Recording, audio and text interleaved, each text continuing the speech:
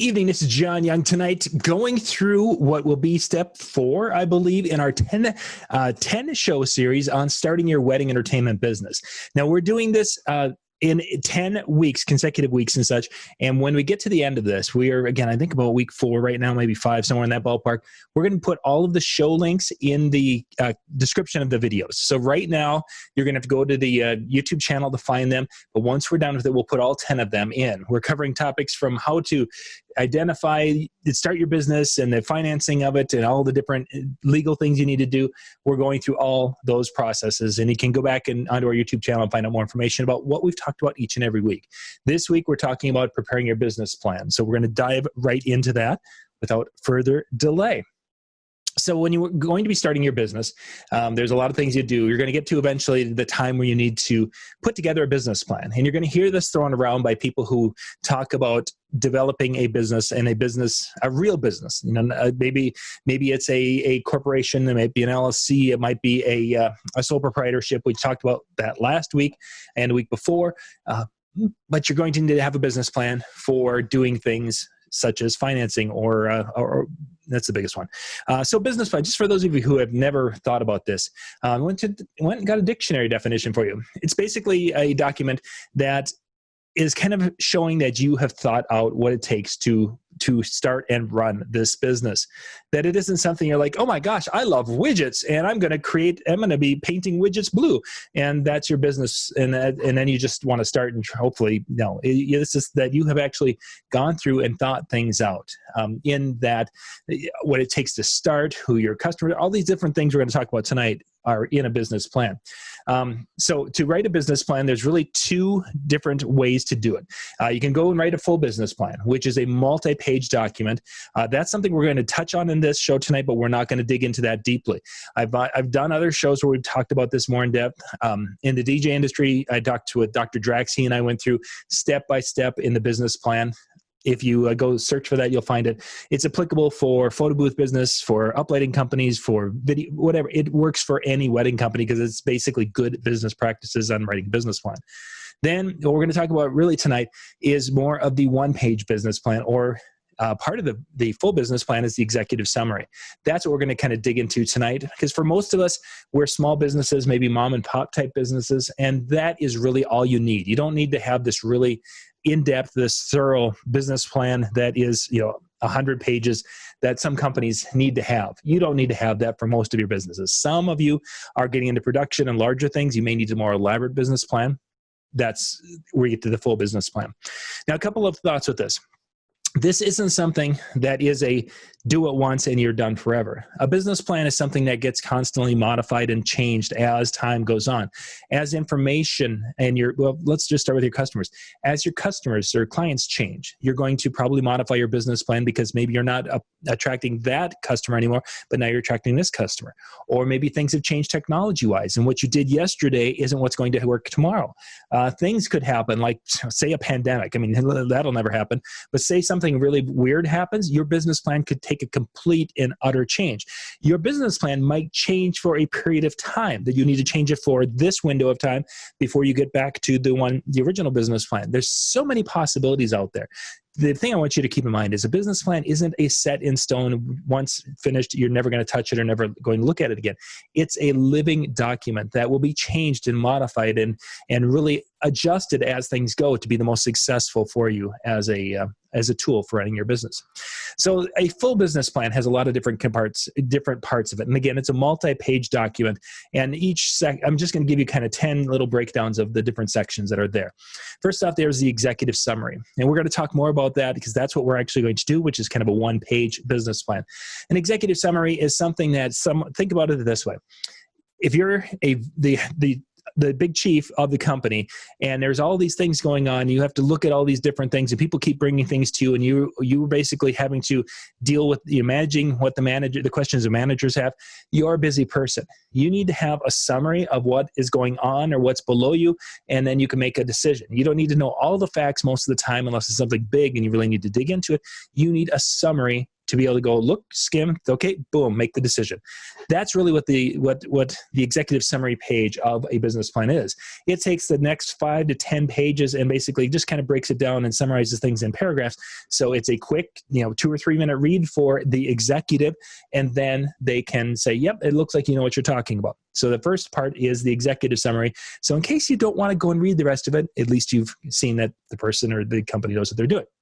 So when you continue on, the next page is going to be talking kind of a company description. It's going to go into, what is the company, the type of company it is. It's going to deal with a lot of the different variables of what services and things they're going to provide. The company description, the more in depth it goes, the better it is as far as talking about ownership and how it's going to serve and where it's going to do all these things. The more in depth you can tell the story, the better off it is. The third part is market analysis, basically looking at the competition, who's out there, what kind of a possibility, are there enough clients and customers and such that are out there.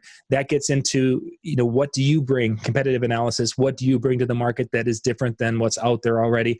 How can you make money doing what you want to do with your business?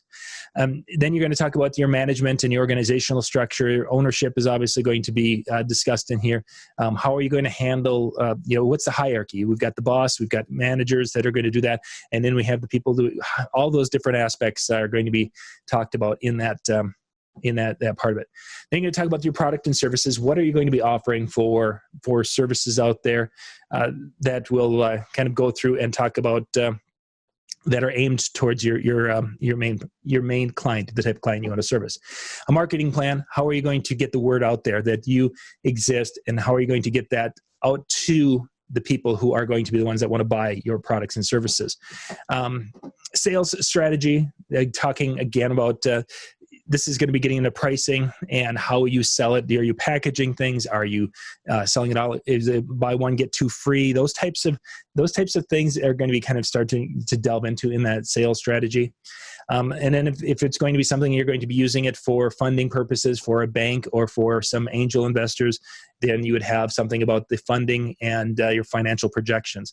Funding, okay, I'm going to need X number of dollars to start, and it might be something that I'm going to provide, but you need to account for that because businesses generally don't start on, $5, or they're not making sales. They start today, they make a sale tomorrow to help pay for it, and then they're in essence profitable or going forward. The funding request is going to be where that money's coming from to get started, the seed money, and then your financial projections. What can I see that I can be making in 6 months, a year, 5 years to know when it's going to be profitable if I can make my minimal projections for my sales. So that's the full business plan, multi-page document. And that's just an overview. There's so many different components into that you can get really crazy, or you can go with a one-page business plan is what we're going to talk about for the rest of our show today.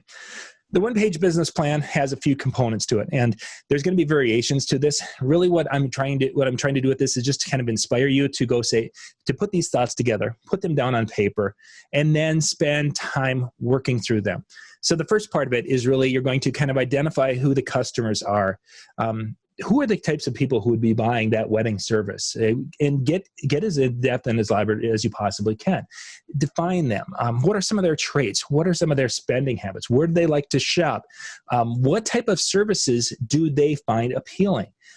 Some of this information might be more readily available that you can do some research on social media to see what some of the people, your past clients, what were they into during this time when they were at home? That might help give you a newer picture, a better picture as you go forward about who and what and when. This information, once you've identified this, helps a lot when it comes to spending your marketing dollars or finding ways in which you want to get your name out there and increase your branding. So spending time to identify your customers in your one-page business plan is a hugely important step. Then we're going to talk about your USP, your unique selling proposition. What are you offering to the market? I mean, there's obviously competition out there. You can talk a little bit about that, but what are you bringing to the market that is unique enough that people will say, I want to purchase that? It can't be on a price point, because yes, there's times where price points do work, but you need to be doing something different than I'm the cheapest one in the market, because you know what? Someone else can come in next week and be the cheapest one in the market if they undercut you.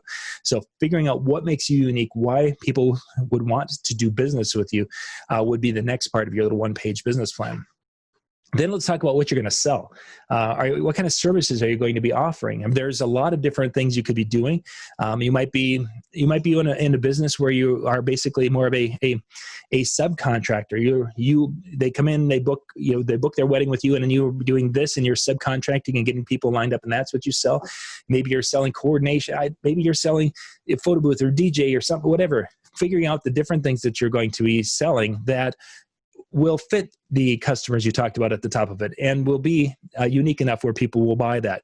These are things you all have to, they all tie together in this, and you can't ignore one, because if you ignore one, you will be out of business quickly, very quickly. Where are your customers at? We talked a little bit about identifying them. Now where are we going to be able to find them? How are we going to be able to reach them with our advertising or our message or our brand? And then how are we going to engage them so that they will be willing to invest in us and buy our services?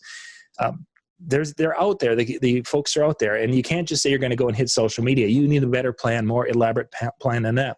The more time you put into developing a plan, especially understanding that I need to reach X number, this type of person, I need to reach X number of them, 100 of them every week. I have to be somehow reaching them to know that will drive 2 sales a week.